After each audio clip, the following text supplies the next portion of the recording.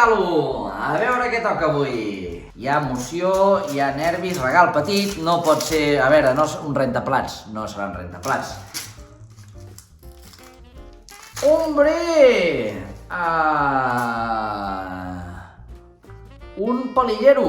Agafes palillo d'aquí, crac. Oita, surts amb un altre palillo, mal parit. Craca, oita. Una autèntica merda. Oi, és que com que jo ho tenia a casa i vas venir aquell dia i ho vas veure i vas dir que et feia gràcia i tal, vaig pensar, li agradarà. A mi m'agrada que tu estiguis beneit del cap i ho tinguis a casa teva, però això no entra per casa meva a la porta, això no vull tenir-ho a casa jo. Palillo, oita.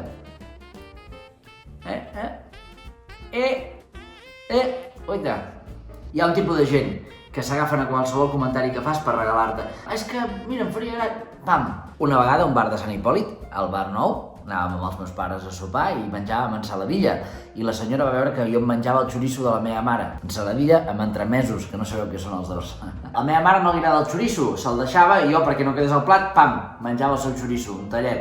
No m'agrada el xoriço especialment. La senyora, la camarera del bar, va veure, doncs a partir d'aquell dia em fotia, pam, 5 talls de xoriço. I m'havia de quedar 5 talls de xoriço meus i el de la meva mare. Quan a mi el xoriço, una cosa que ni em va ni em ve.